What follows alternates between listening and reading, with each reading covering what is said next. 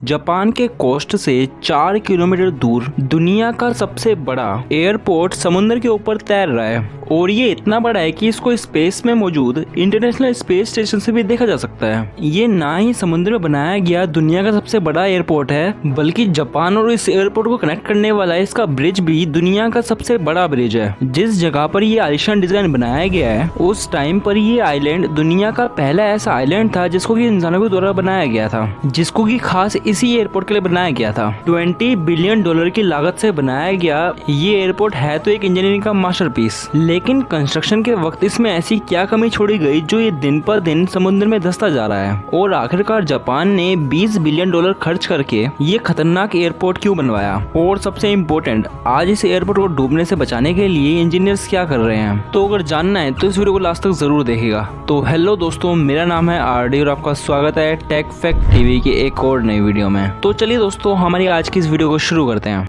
हम जब भी फ्यूचर टेक्नोलॉजी और हैरान कर देने वाली स्ट्रक्चर की बात करते हैं और अगर जापान का नाम ना लिया जाए तो ऐसा हो ही नहीं सकता। दुनिया की सबसे पहली हाई स्पीड ट्रेन टोकाइडो शिनकानसेन, और अगर सिंपल भाषा में समझाया जाए तो बुलेट ट्रेन, जिसको कि जापान ने वर्ल्ड वॉर 2 में पूरा तबाह होने के बाद सिर्फ 18 सालों में इन्होंने दुनिया के सामने ये हाई स्पीड ट्रेन लॉन्च करके दुनिया के छक्के छुड़ा दिए। पूरी दुनिया शॉक अब्जॉर्बर गाड़ी, बाइकों या ट्रेन में लगाती है, लेकिन जापान एक ऐसी कंट्री है जो कि बिल्डिंग को अर्थक्वेक से बचाने के लिए बिल्डिंग्स के नीचे शॉक एब्जॉर्बर लगाते हैं और ये वहाँ पे कंपलसरी है। लेकिन दोस्तों, जैसे कि आप जानते हैं हर किसी इंसान का तीर हर बार सही निशाने पर नहीं लगता। इंजीनियरिंग प्रोजेक्ट फेल भी होते हैं, उनमें गलतियां भी होती हैं, और ऐसी ही कुछ गलतियां जापान के कांसाही एयरपोर्ट को बनाते समय हुई हैं। जापान के कांसाही रीजन में बना ये एयरपोर्ट वैसे तो ओसाका सिटी, कोबे सिटी और कोयोटा सिटी से ज्यादा दूर नहीं है, जहाँ पर ऑलरेडी 3 एयरपोर्ट मौजूद हैं जो कि इन सिटीज के 50 किलोमीटर के रेडियस में आते हैं। लेकिन जापान की बढ़ती हुई पॉपुलेशन और इकोनॉमिक डिमांड को बढ़ते हुए देखते हुए यहाँ पर एक और एयरपोर्ट की जरूरत थी। अब दिक्कत ये थी कि जो ऑलरेडी एयरपोर्ट यहाँ पे मौजूद थे उनको एक्सपेंड करना इम्पॉसिबल था, क्योंकि इसके आसपास काफी सारी आबादी थी। और दूसरी तरफ जो कांसाई रीजन में जो जमीन खाली पड़ी थी वहाँ पर फार्मर्स थे जो कि फार्मिंग करते थे, जिन्होंने अपनी जमीन देने से मना कर दिया। जापान को अपना एक्सपोर्ट बढ़ाने और टूरिज्म को बढ़ाने के लिए जापान के पास बस अब एक ही रास्ता बचा था, और वो ये कि अब ओसाका बे के ऊपर कैसे भी करके एक एयरपोर्ट बनाया जाए। ओसाका बे का जो ये हिस्सा है ये 60 फीट गहरा है, और यहाँ पे एयरपोर्ट बनाने का मतलब है कि पहले यहाँ पर एक आइलैंड बनाया जाएगा। कांसाही इंटरनेशनल एयरपोर्ट की कंस्ट्रक्शन 1987 में स्टार्ट की गई थी,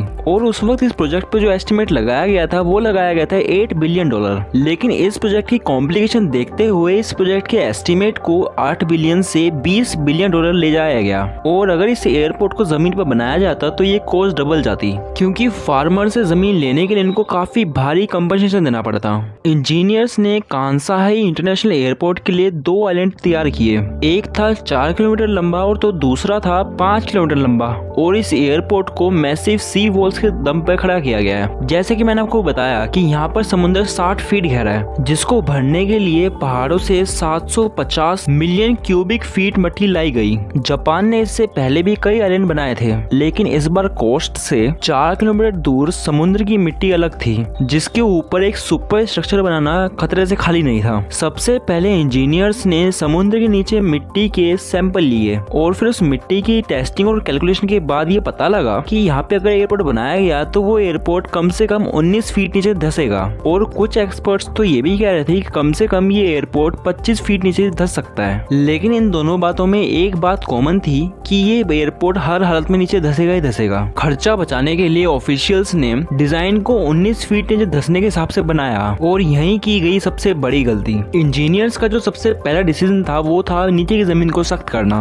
10 लाख ड्रिलिंग पाइप ओशन के नीचे डाले गए और उनको वाइब्रेट किया गया, और वाइब्रेशन की वजह से जो नीचे लूज सैंड थी वो टाइट हो गई, जिससे कि फ्लोर काफी हद तक सख्त हो गया। ड्रिलिंग पाइप निकालने के बाद जो 10 लाख होल पीछे बचे थे, पानी एब्सॉर्ब करने वाली एक स्पेशल रेट डाली गई। दूसरी तरफ 24 किलोमीटर लंबी सी वॉल को बनाने के लिए 48,000 कंक्रीट ब्लॉक्स को लाया गया। सी वॉल्स को जायंट स्टील चैम्बर्स में पत्थर और मलबा डालकर बनाया गया और फिर इन चैम्बर्स के बीच में कंक्रीट ब्लॉक्स रखे गए। सी वॉल्स बनाने का सिर्फ एक ही मकसद था और वो ये कि ताकि एयरपोर्ट को समुद्र में पैदा होने वाली खतरनाक लहरों से बचाया जा सके। अब सी वॉल के अंदर मिट्टी डालकर आइलैंड की हाइट को 65 फीट ऊपर तक उठाया गया और आइलैंड बनते ही इंजीनियर्स ने एयरपोर्ट और रनवे बनाने का काम शुरू कर दिया। 1990 तक ओसाका से एयरपोर्ट को जोड़ने के लिए ब्रिज को भी बना दिया गया था और इस ब्रिज को बनाने के लिए ही $1 बिलियन का खर्चा आ गया था। कांसाई एयरपोर्ट का नीचे धंसना पहले से ही तय था, लेकिन इंजीनियर्स और ऑफिशियल्स को एक काफी बड़ी गलतफहमी थी कि एयरपोर्ट सिर्फ 19 फीट नीचे धंसेगा, जबकि कंस्ट्रक्शन के दौरान ही आइलैंड 34 फीट नीचे धंस चुका था। जिस आइलैंड को समुद्र से 64 फीट ऊंचे उठाया गया था वो एयरपोर्ट लॉन्च होने से पहले ही 34 फीट नीचे धंस चुका था और इन सब में इंजीनियर्स ने एस्टिमेट लगाया कि अगले 50 सालों में एयरपोर्ट 13 फीट नीचे धंसने के बाद एकदम स्टेबल हो जाएगा, जो कि एयरपोर्ट को किसी भी वेव से बचाने के लिए मिनिमम टू मिनिमम रिक्वायरमेंट थी। लेकिन यहाँ पर भी इनका एस्टिमेट गलत साबित हुआ, क्योंकि जो चीज वो 50 सालों के बाद एक्सपेक्ट कर रहे थे वो चीज सिर्फ 10 सालों में इनके सामने आ गई। जी हाँ, एयरपोर्ट के दूसरे टर्मिनल के लॉन्च तक आइलैंड 52 फीट नीचे धंस गया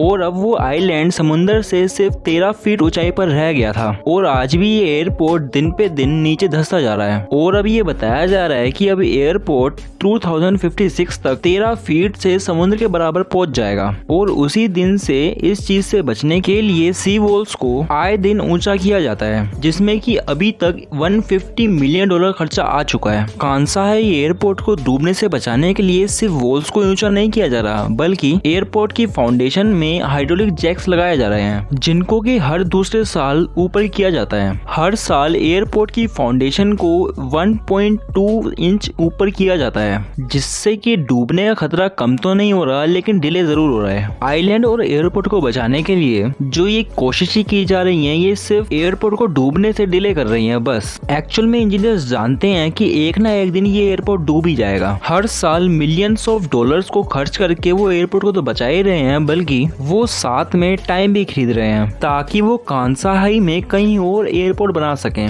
एक तरफ जहाँ ये एयरपोर्ट डूबने का खतरा मंडरा रहा है, वहीं नेचर भी इस खतरे को और ज्यादा बढ़ा रही है, क्योंकि 2018 में ओसाका बे में टाइफून ने हमला किया था और ये तूफान इतना ज्यादा खतरनाक था कि इसने समुद्र के लेवल को 10 घंटे के लिए ऊपर बढ़ा दिया था और सारा का सारा पानी कांसाई एयरपोर्ट के ऊपर आ गया। एयरपोर्ट के साथ साथ एयरपोर्ट पे खड़े प्लेन्स को भी काफी ज्यादा नुकसान हुआ था और इसकी वजह से एयरपोर्ट के सारे मिशंस को होल्ड पे रख दिया गया था। कांसाई एयरपोर्ट भले ही डूब रहा है, लेकिन जापानीज इसमें अपनी हार नहीं बल्कि अपनी जीत मानते हैं, क्योंकि उन्होंने वो करके दिखाया है जो कि आज तक किसी भी नेशन ने नहीं किया। दोस्तों, आई होप आपको टेक फैक्ट टीवी की ये वीडियो पसंद आई होगी और कमेंट करके बताना कि क्या आप इस एयरपोर्ट पे एक बार जाना चाहोगे। और दोस्तों, क्या आप जानते हैं अपोलो 13 मिशन में जब रॉकेट धरती से 2 दिन की दूरी पर था, तब उस रॉकेट में कुछ गड़बड़ी हो जाने की वजह से उस रॉकेट में सिर्फ 15 मिनट की ऑक्सीजन बची थी, लेकिन इसके बावजूद भी एस्ट्रोनॉट्स को सही सलामत धरती पे ले आया गया था। अब अगर जानना है कि आखिरकार ऐसा कैसे किया गया, तो आपको इस आई बटन के अंदर वो वीडियो मिल जाएगी। और अगर आपको आई बटन नहीं मिल रहा तो आप यूट्यूब या फिर फेसबुक जाकर सर्च कर सकते हैं SL video #61 tech fact TV. मिलते हैं अगली वीडियो में एक और नए टॉपिक के साथ। Till then good bye.